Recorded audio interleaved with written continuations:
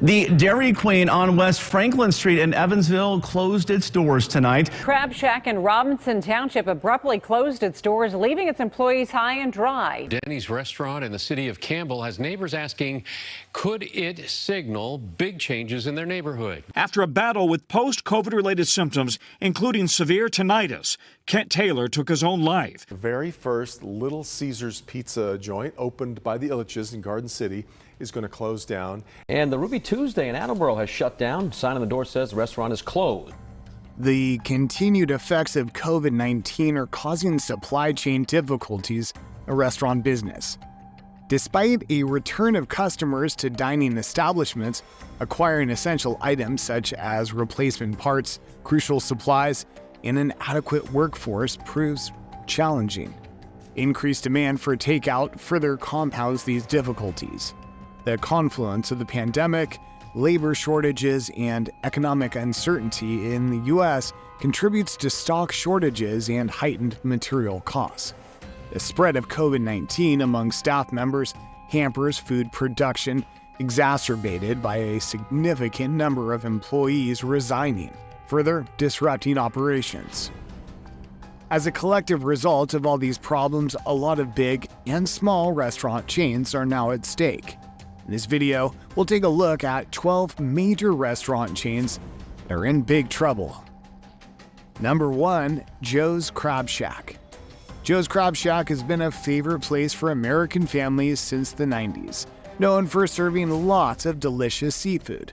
Though there used to be over 40 Joe's Crab Shack locations throughout 16 states, 12 of the eateries closed last year due to financial difficulties. Sadly, fires in Vancouver and San Antonio also shut down 2 more.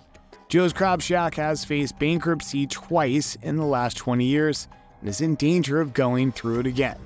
Despite these challenges, loyal customers are hopeful that the beloved restaurant chain will survive. Number 2, Dairy Queen. Dairy Queen, a popular soft-serve cafe brand, is facing a lot of closures, mainly because the leaders at the top are having disagreements. Trouble comes from differences in priorities. Executives want expensive changes like renovations, new equipment, and digital tools to track each location's performance. The people who own the franchises are struggling with increasing costs for things like labor, energy, transportation, and ingredients. Dairy products are becoming more expensive due to a decreasing number of cows in the country, making things even harder. Disagreements between the bosses and franchise owners have led to the closing of the oldest Dairy Queen in Merritt Island, Florida. And this might be a tough time for the beloved chain. Number 3, Olive Garden. Olive Garden, known for its free breadsticks and unlimited salad, is having a tough time because of economic problems. The company that owns Olive Garden, called Darden Restaurants, told investors that they might not make as much money because of inflation. They expected to make about $100 million more than they did, and the number of people eating at Olive Garden went down by 8%. Financial analyst Raj Venom said the main problem is that Olive Garden depends on people eating there or getting takeout. The cost of everything's going up. Olive Garden usually attracts middle and upper middle class customers, but now people are choosing cheaper options like Chipotle.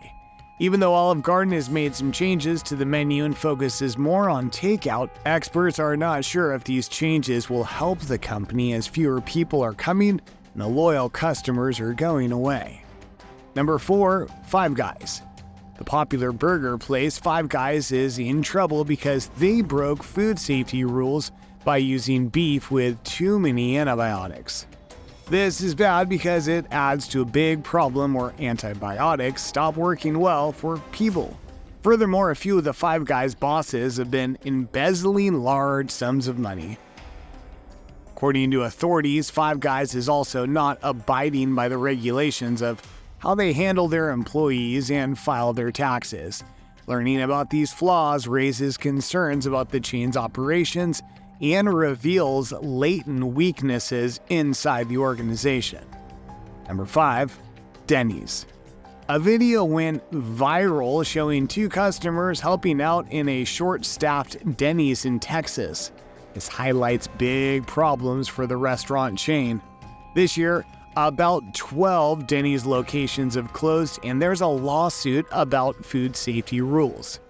Denny's might close in 2023, and many wouldn't be surprised because of its bad reputation on social media, where some say its food is the worst. Number 6, Texas Roadhouse. Texas Roadhouse had a tough time when its CEO, Kent Taylor, died in 2021. Since then, things have been getting worse for the restaurant based in Louisville. The past year, a couple of supplies went up by around 17%, and wages increased by 7%. So, Texas Roadhouse is far from reaching its goal of a 17% to 18% operating margin. This year, the company's restaurant revenues have decreased for 5 consecutive quarters, even with a 7.6% increase in patrons. This is a result of growing labor expenses, rising pay, and rising meat prices. Number 7, Little Caesars Pizza. Even though Little Caesars Pizza is now the official pizza of the NFL, it's going through a tough time. A recent report says that for every $5 in sales, the people who own Little Caesars stores only get 90 cents. This makes it not very appealing for people who might want to invest money. The report shows that running a Little Caesars store costs about $1,023,000. The stores only make around $798,000 in a year. This means the store owners are losing more than 20% of their investment. This could quickly make them unable to pay their bills and might even make them have to close their stores. Number 8, Ruby Tuesday. Ruby Tuesday is a restaurant known for its affordable American food, but it might not be around for much longer. In the last 10 years, more than 600 Ruby Tuesday locations have closed.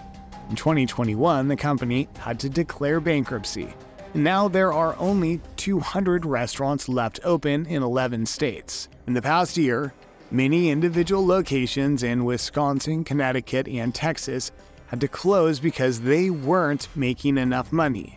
People who know about restaurants say that with the economy not doing well, the bankruptcy problems, and the recent closures, Ruby Tuesday might not last much longer. Number 9, Waffle House. Because of the pandemic, Waffle House had a tough time, and they had to close about 600 of their locations in 2020. The CEO, Walter G. Eumer, says they faced big problems because not many people were buying their food, and it was hard to find enough workers. Workers were paid very little, so they often had to depend on tips to make enough money to live. Because of this, many workers left their jobs. Waffle House, trying to make more money, started charging a 20% fee for orders you take home, saying 10% is for service, 10% is a service fee. But customers didn't believe that was fair, and they accused Waffle House of charging too much and not supporting their workers. Because of all this criticism, Waffle House is having a tough time staying popular, making enough money during the economic downturn. Number 10, Golden Corral.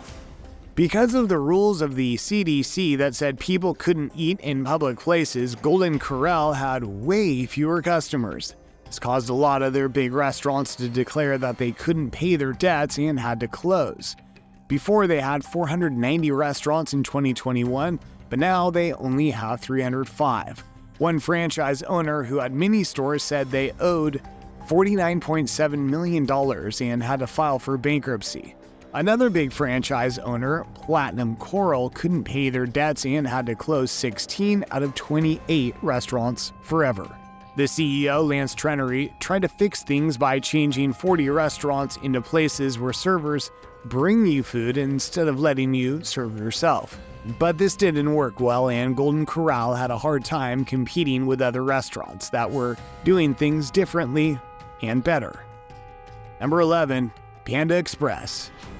Panda Express is having serious problems that not everyone knows about. They're facing lawsuits from employees and customers accusing them of treating people badly. The accusations include making staff do strange and uncomfortable things during training, like taking off their clothes and doing cult-like activities. The Chinese fast food chain is accused of creating a bad work environment and hurting employees' feelings on purpose. There's a big trial coming up to make Panda Express stop these alleged bad practices. On top of that, they recently had to pay a lot of money to settle a lawsuit about misleading delivery fees. Finally, number 12, Cracker Barrel. Cracker Barrel is losing a lot of customers and money. People have been complaining about the food quality since 2018. The Southern-themed American restaurant chain is not doing well financially, with sales going down and expenses going up. In 2023, many locations closed, and all the Cracker Barrel restaurants in Portland, Oregon shut down. The company says it's still dealing with money problems from the pandemic, and more locations might close soon. These 12 companies exemplify economic challenges. Despite media denial of a recession, the struggles of major restaurant chains suggest otherwise. More bankruptcies and closures may follow, signaling a tough time for many businesses. So, which chain surprised you the most, and what changes do you think they should make to turn things around? Share your thoughts in the comments below. Don't forget to subscribe for more insightful updates on the business world. Until next time, stay informed, make informed choices. See you in the next video.